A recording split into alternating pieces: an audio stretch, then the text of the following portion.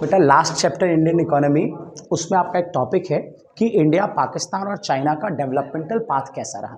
सबसे पहले आपको ये जानना पड़ेगा कि इंडिया, चाइना, पाकिस्तान तीनों की डेवलपमेंटल पाथ में सिमिलैरिटी थी, बहुत सारी कॉमन बातें थी। जैसे सबसे पहली चीज़ कि इंडिया और पाकिस्तान दोनों को इंडिपेंडेंस 1947 में मिला है, मतलब कि दोनों ने 1947 से डेवलप करना शुरू किया। और वहीं पे चाइना, जिसको पीआरसी बोलते हैं, पीपल्स रिपब्लिक ऑफ चाइना, तो ये जो है 1949 में स्टैब्लिश हुआ। तो मतलब कि तीनों की स्टार्टिंग पॉइंट जो है, जो जर्नी स्टार्ट हुई, वो सेम पॉइंट से हुई।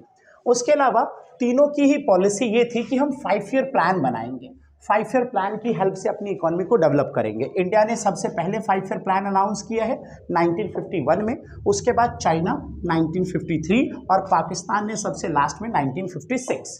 अभी जो प्रेजेंट स्टेटस है 5 ईयर प्लान्स का, इंडिया लास्ट 5 ईयर प्लान 2012 से 17, जिसको 12th 5 ईयर प्लान बोला गया, तो इंडिया ने यहाँ तक 5 ईयर प्लान बनाया है, 12 5 ईयर प्लान। उसके बाद से इंडिया 5 ईयर प्लानिंग करना बंद कर चुका है, जिसके पीछे की वजह है नीति आयोग। 2015 में नीति आयोग स्टेब्लिश हो गया था प्लानिंग कमीशन को हटा के, और उसके बाद से इंडिया 1 ईयर प्लानिंग करता है।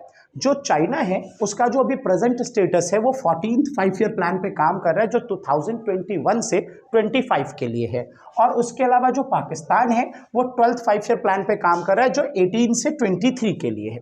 तो ये सारी चीजें। और उसके अलावा सबसे बड़ी बात जो आपको ध्यान रखनी है वो ये कि 1980s के ड्यूरेशन के टाइम तक इंडिया, पाकिस्तान, चाइना तीनों का पर कैपिटा इनकम और ग्रोथ रेट ये सेम था। मतलब कि 1980s तक तीनों सेम स्पीड से ग्रो कर रहे थे, जीडीपी की ग्रोथ की स्पीड और पर कैपिटा इनकम भी सेम थी। लेकिन उसके बाद क्या हुआ, इंडिया, पाकिस्तान इन दोनों का जो ग्रोथ है वो इरेगुलर ग्रोथ हो गया है, और चाइना, इसके पीछे कई सारे रीजन थे। तो चाइना की इकोनॉमी जो है जादुई तरीके से बहुत तेजी से, बहुत स्पीड से डेवलप करनी शुरू हो चुकी है।